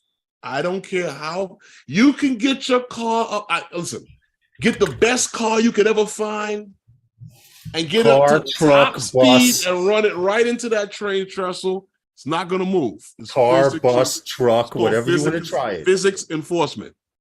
You're never going to take that thing out. So you don't have to put any speed cameras up there. Run into one of the columns. I don't care. That's interesting, right? So yeah, speed enforcement is the best. Yeah, they don't have to. They don't have to stop people for speeding. If you put you put a beam out in the middle, you'd have to slow down, wouldn't you? To go around it, wouldn't you? Just saying. All they have straight down the street, on one side and on the other side, train trestles. You run into that, everything's over. It's true. It's true. I've never seen the train trestle lose yet.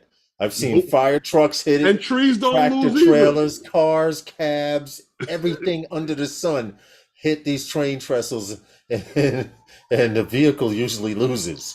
Trees don't lose either. Yeah. That's why I said. You hear what you see? What Mark said? Your way? Mark says he misses us. We need to hang out soon. It's getting It's getting warm, bro. You know what? I told Lawrence. I said they have that damn rat that they pull out that little box every year, and if he sees his shadow, he runs back into his box. Oh, Sonic the Pennsylvania. Sonic the Hedgehog. And every year I tell Lawrence, I say, if he sees his shadow and runs back in, that means that the weather's going to be okay. But if he doesn't, and we got and spring's coming early, we're going to get immediate snowfall. Because they got to get that snow in before the end of the season. Yeah, I know. Mother Nature got to get her snow in before the end of the season. Listen, I know some people here in New York doing the snow war dance now. They're hoping on. They're like, we will have snow, and I, you know what? Mm-hmm. What? I don't usually fly in the snow. Those guys' lessons in physics. Hashtag those guys' lessons in physics. Yeah, Yeah, hashtag that. right. Hashtag those guys' lesson in physics, and show us your immovable objects in your neighborhood. So they so big they could be groundhogs. They could be a groundhog. What? Well, that's what he's talking about. That's exactly what he's talking about, What, the Mark. groundhog? Those, Phil? yeah, Puxatony, Phil, or Yeah, whatever. you know what's so messed up about Isn't being he a the most groundhog? accurate? You know what's so messed up about being, I just told you how accurate he is. Yeah, He yeah. comes out of that hole, right? If he doesn't see his shadow, right, that means you're going to have early spring. If he sees his shadow and runs back in, then we're going to have 6 more weeks of summer, or we're in winter, right?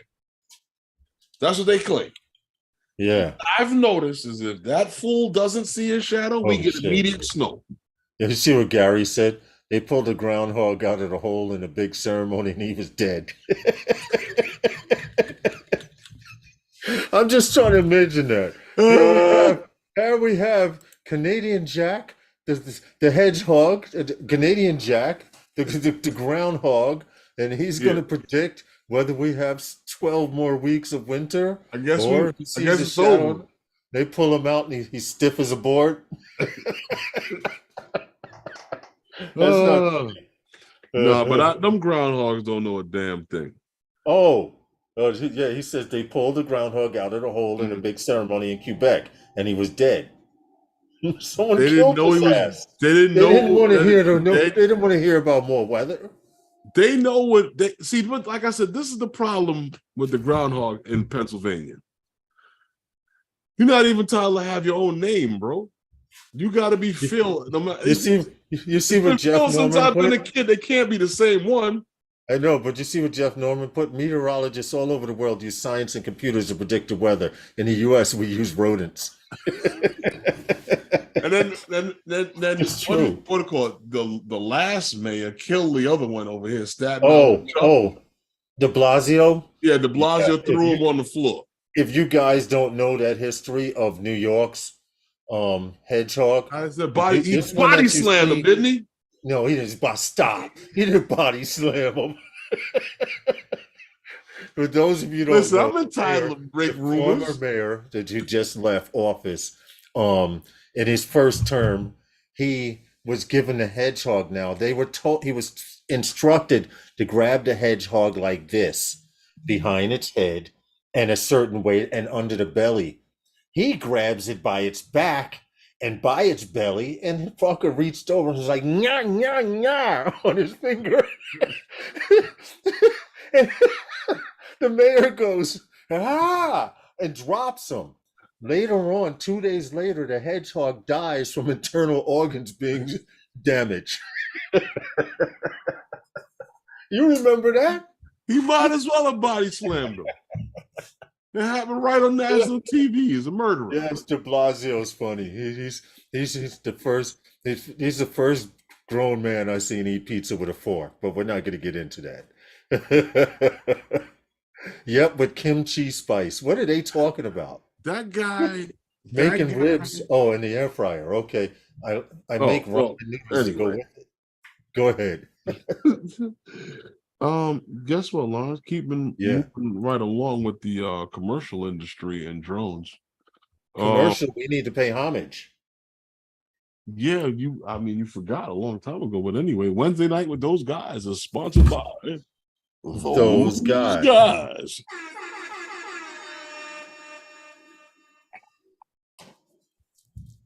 But yeah, keeping right along with the commercial industry and drones. The original drone in the box solution, Percepto, has been denied. Denied. Keep in mind. Its latest exemption. The denial enables Percepto to operate uncrewed aircraft systems beyond visual line of sight without a person, or should I say, without the presence of a human in sight. Into daily operation. Right. Well, now removing the exemption from Percepto, that was previously required to allow for the for remote pre-flight check under Part 107. Yeah. Well, like I said, now in this the FAA required a Part 107 waiver and an exemption to 14 CFR section 107.15. That is for to conduct the conduction of for safe operations, and 107.49 for the performing for familiarization and inspection of the aircraft, basically for flight.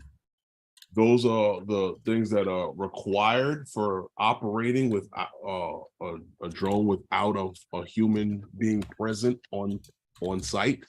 That you understand what I'm saying to you? So Yeah. in order, that's it, just basically, like I said, in order to conduct beyond visual line of sight operation without a human on site, those were necessary you had to have that waiver, and you had to have the exemption from the FAA.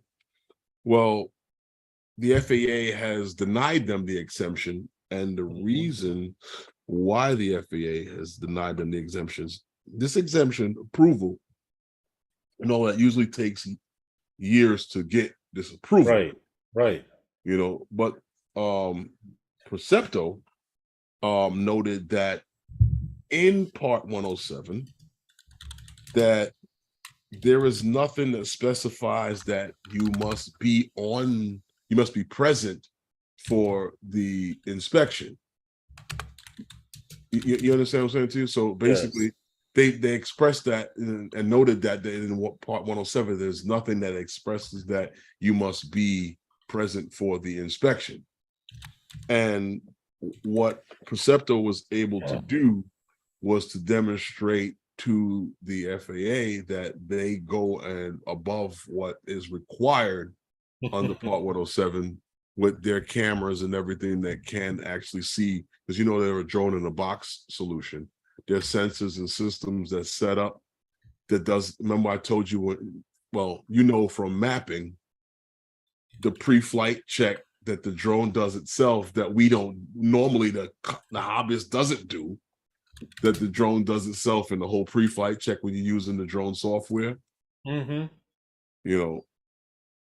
Those type of things. Percepto has cameras that can see everything, that can do the inspection that's above and beyond what the FAA is actually requiring under Part 107.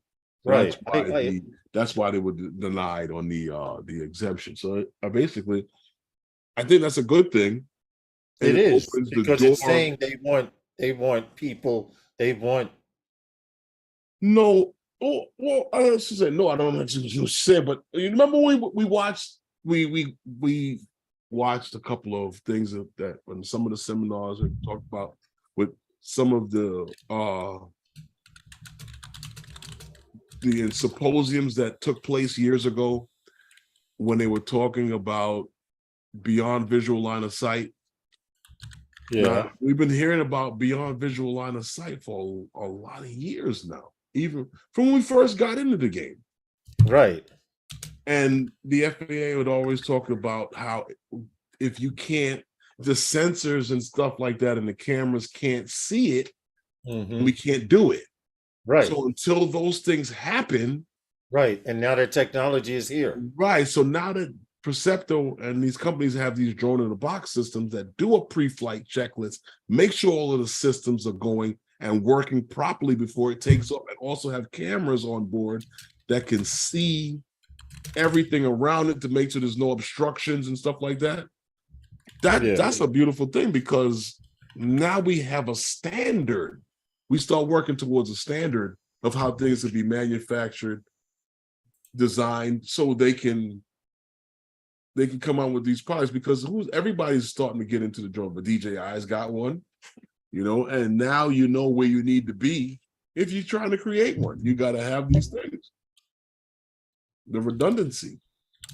It's all necessary to be able to do these things. If you want to have no human being present for the launch and the landing of this thing, when we fly mapping missions, right? You have a person that is there. Even though this thing is flying autonomous, you have someone who's there. It's like you're having a good time in the chat. I'm listening to you. I am. I'm staying entertained in the chat. Go ahead. I'm just saying that, Well, you see me sitting here chuckling and laughing. That's one of the things, we're flying beyond visual line of sight, and everybody's waiting on it. But I see this hitting the commercial space first, right? Then maybe trickle into the public safety. I'm curious to know how much they're going to let everybody fly beyond visual line of sight. Well, I just put in a chat. Steven Drones, he comes in and leaves little comments, jokingly, of course, and sometimes serious, but he put visual line of sight is a good thing. You never know that a drone could fail. It could happen to me. It made a hole in one in the ground. Just think if it had hit somebody. You have a valid. It could make a hole in the ground. It could make a hole in them. Visual line, and I put in a chat, visual line of sight only for beginners, Steve, and drones. But then I put after that, real pilots have spotters. Okay. Just being facetious, joking around. So when you were saying that, I was typing at the same time. Need the system running to see all of them in the sky, like radar. Well, ray of sunshine, that's what a UTM is. I didn't know Jack Rabbit was here. Yeah, Scott's been here for a minute. I'm sorry, I didn't see him. Ray of sunshine. It's called a UTM. It's an unmanned traffic management system, and everyone will have to comply to it, but you cannot comply unless you have remote ID. These unmanned traffic management systems will show passenger drones, delivery drones, hopefully us hobbyists as drones or working in the area. So it's just a matter of time. They're finalizing stuff. We should see all of this start to happen by the end of 23, going into 24. Definitely during 24, though. I'm waiting to see what's going to happen, because things are changing. A lot of things are. I want my Orb. My Orb Pro. You want the Orb Pro? I would be an old senile man in a chair, and they'd be like, "What's he doing?" I'm gonna have goggles on or something over my eyes, and he's gonna say, "What's he doing?" He's flying that damn Orb Pro again. This time he sent it to Paris to get pictures of the Eiffel Tower, bird's eye view. That's what I'll be doing, sitting in my hovering wheelchair. I got a question for you guys. Seriously. Everybody wants better battery time, right? If you could somehow go 50 years into the future, and we had like a 4-hour battery time on one battery, and beyond visual line of sight, and 600,000-mile radio range, would you fly from coast to coast and come back? I'm ready to go. I'm ready to send it. Where do you want to go? Where do you want to go? Just think about it. Mentally, I can fly my Orb Pro anywhere I want. Just think about it. Hold on a second. With the way guys go squirrel, your drone will land in the water. Could you imagine? Drone's on its way to Paris. It's on its way to look. I'm thinking I want a bird's eye view. Hey, what's up, Recovery One? I want a bird's eye view of the Eiffel Tower and then a 360 orbit and come back. And the orb goes away. And then all of a sudden it comes back a few seconds later with something on it because you went squirrel and thought about McDonald's or yeah, got pictures of McDonald's, right? Yeah, could you imagine? Recovery 1, the force is with me. I am the one with the force. And You know what? Draymond I says, don't have it right here, but I yeah. would show Draymond with the lights. Oh yeah. Yo, Or Dre, what they call it, Lauren? What we call the it? saber. No, What? the stop, drop, and roll. The stop, drop, and roll stick. Oh, you don't have that? Wow, you should I don't show have it. it right here. I would show it to you. Oh, yeah. I definitely want. I definitely want one of those. I Yeah, want the next model down. the We stop, might drop, and show it roll. next Wednesday. Yeah, I mean, What I a could. great way to send a controlled substance. Oh boy, Barkley, here we Barkley, go. Barkley. Barkley, see, you talk about statute of limitations, and now you want to. I know, Now you want right? to. Now you want to When he asked transport. that question earlier, I knew it was a setup. He wants to transport controlled substance. That's it. Trying to get people to volunteer information. Who's tying controlled substances to their drone and flying it? Imagine, how does somebody even approach you to ask you, would you use your drone to fly some controlled substance of mine into that jail over there? You better get the fuck. I'd be like, okay, check this out, bro. Do you have a drone? If you don't have a drone, it can't be done. Right. We're not flying my drone over there. We'll fly your drone over there. Yeah. I'll show you how to do it. Right, I'll show you how to do it. And what you need to do, but I Matter don't of fact, suggest it or condone. matter of fact, I'll even go as far as to spot you. Because I want to go World Star. No, because I know that the remote pilot in command is the guy in charge. Right. And as a spotter, you're just doing your job. That's it. That's all. That's it. Officer's drone is over there. Officer, it went over the wall. It was supposed to come back. No, that's all you say. Hey, you're too much. If anybody here in the chat or anybody listening is going to be in Texas, yes, if you live in Texas, or you're going to be in the Texas area, or if you can get to the area, if you even plan to go to this, there is a Texas drone workshop on February 18th and the 19th in the Houston area. Yes. Yeah, I mean, if you are looking for the best value, and I'm telling you, I'm being honest with you, and I'm not just saying this because I know some of the people that's going to be there. Right. But truthfully speaking, this is going to be the best value for training for if you're interested in drone training. This is in the Texas area. Like I said, if you're going to be there, if you're going to be in Texas, if you can make it to the area, or if you plan to get to the area once, I tell you about this. This is Drone Workshop in Texas. Like I said, it's sponsored by AUVSI. Lone Star. That's the Texas chapter of AUVSI. Every state, every state has a, but they're gonna have you can register today. Lawrence will put the link in the chat. Yes. There's also a discount. Here it is, code. right here. I believe here there's it is right here. A discount code for it. If you want to register. Yes, I have the discount code. I'm going to pull it up right now. This Texas Drone Workshop is going to have some industry speakers there. I don't want to mess up anybody's name, but we know Vic Moss. He's going to be there, and Kenji Sokahara. Yes. So the photography side of this is going to be covered full with these two guys. You're gonna have one of the best in the industry. I'm actually learning from this gentleman as we speak. This coupon code you have to send to this email. Here it is in the chat. It says email them with that coupon code when you register. Go ahead. I'm sorry. Jared, I have problems with his last name. Janacek. Jared Janacek. I'm learning from this gentleman right now. Some of the things that he is. If you're interested in drone mapping, he is very, very thorough. This dude right here, yes. That's Vic Moss, and then the other guy. You got also the gentleman there. Ken Dono's gonna be there. From he's with Autel right now. Yeah, Kenji. Billy Kyle is going to be there, speaking on social media and stuff like that.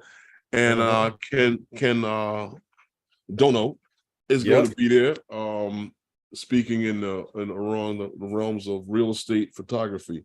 And like I said, not because I know some of the people is going to be there, but you have some of the best in the business. Good night, Matt. That's going to be there, even with especially, I said, Jared. He's if you want to learn how to map, he's very thorough. He's very thorough in his mapping instruction. I've never learned from Vic Moss or Kenji, but they're gonna have the photography aspect of this covered. So it's a nice 2-day workshop. It's covering, like I said, social media, mapping, photography, aerial, and real estate photography and inspection. Hey, Jody. You're gonna have guys there that are gonna be working in the inspection. Hey, what's up, Jody? The inspection, so if you're interested, they're covering all fields. Right? Yeah, it's a 2-day thing. I believe that there's an evening and a day and an evening event on the second day. Yes, and they're also gonna have some stuff out in the field. Right. So if you're gonna be there, I would make it there for let's call it a 3 or 4 day trip. Right. But there's the link, and this is the coupon code. This is the link for the coupon code if you want to register. You're in the area. If you're in that area of Texas, I just posted the link to the site where you can go register, and the coupon code, it's $100 off if you type in before you go. Email me at james@beforeyougo.com to enter for the half price tickets. They have 5 half price tickets. Okay. But I think that's about it. From what I understand, the coupon code supposedly takes, I believe, $100 off. Yes, it does. Of the event. Yes, it's Ray of Sunshine. A lot of these events they're realizing that you can't just have a drone event like this unless you cover most of the aspects of why people are coming there. Some people want to learn how to map and maybe thinking about mapping, or some people may want to get into real estate. Ken Dono is going to be there talking about real estate. He's quite successful at it. Billy Kyle will be talking about whatever he's talking about. Kenji, like Herman mentioned, Billy Kyle's supposed to be covering social media, right? And you're learning from people that you watch their videos and stuff, right? So, like I said, it's the value of it, because the people I mentioned is just a few of the people are going to be there. If we find anything, Irvin, I'll definitely let you know. What happened? He was asking any workshops coming to the Atlanta area. As these things come up, we usually let people know around. Whatever I see, I share. Yeah, whatever I come up with, I share. This is what this platform was for. Yes. I don't put together any major meetups myself. It would be nice. If we see it out there, we'll bring it. Any of the information that I find out there, I share. I don't. This is what the community is for. That's for me, how I feel about it. So anything that I see out there, I'll share it. Like this, when I saw this, I heard about it a couple of weeks ago, and I started looking more into it. I said, "Oh, wait a minute, this is a good workshop." And then when I saw who was going to be there, you're learning from the who's who of the business, for the pretty much, like I said, you got Vic Moss and Kenji there. Jared. Yeah. There's going to be quite a few YouTube creators / celebrities there. This gentleman, Jared, he owns his own company down there in Texas, and they do a lot of the mapping down there in Texas. So, and everything that I've known about mapping, I've learned from him. Good night, Lambo. I'm not saying I'm the best at it. I'm not saying I'm great at it. I'm just saying I'm learning from him. So I can tell you that based on what my knowledge of it, he knows what the hell he's talking about. Right. And you all know who Vic Moss is. We all listen to him, whatever he's got to say. Mm-hmm. So I mean, and don't tell me you're not listening to Billy and Ken's videos. So, exactly. These are people. Some of these people you've already known for years, and have respected and taken their advice and stuff like that. Also, so that's pretty much it. We are almost at that time. We got 2 minutes and counting. Don't forget to check out the lineup of live streams that are coming on after us. They got a few. We have a few. They got a few. I know. Was it Ken and Eddie will be on later on tonight, and then there'll be a few live streams in between there. Right. Be sure to check them out because as soon as we go off, Ken and Eddie is on what at 9? I think so. Yeah. Don't forget to check those guys out at 9 o'clock. Paulie, it's okay. You're lurking, man. I would like to hear their perspective on this. Because I see he's going to cover. They've always got something interesting over there. I'll check that out. Yeah, but it'll be good to check. I may be lurking in and out of live streams. That I tend to do that while I'm eating dinner, but then it actually gets to the point where I have to plan for tomorrow. Paulie says, "What? No dropping a shot." It's like, what? We gonna have it. What? No gravy? Yeah, we got plenty of gravy, bro. Don't worry about it. We got plenty of gravy. On a mechanic shop. They even have a barber shop in it. I'm doing the Avada 1 shoot. Everything set up. Sounds good, man. Anybody in the tri-state area within New York, New Jersey, Connecticut, I'll even go further. New York, New Jersey, Connecticut, Rhode Island, whatever. Maryland. Whoa. You skip Pennsylvania to go to Maryland? Anyway, if you're doing a one shot, I'm there. Let me know we could plan it. I'm there. I'll check it. I'll be there. If you got something elaborate set up, I'm there. Don't try to do it like on a Wednesday during my live stream. Yeah. Guys be setting up shit like that's what was funny. Why I stopped doing a Sunday stream. I missed so many effing barbecues, birthday parties, events on Sunday because I had to leave to go do my live stream, right? And now that I'm not doing live streams on Sunday, guess what? There hasn't been a barbecue. I got a question for you. Yeah. I want to ask this question real quick to whoever's still in the chat. And I want you to let me know if you think I'm messed up for saying this. I always tell my friends, like, if you got events, like, plan them for like Friday night. And the reason for why I tell you to plan them for Friday night, so that way, if it don't go well, I still got Saturday to salvage my weekend. Oh my goodness. I had it's that time, man. With that. It's that time. And with that, Wednesday night with those guys is sponsored by those guys. Good night, everyone. Salute. Good night. Safe flying, everyone.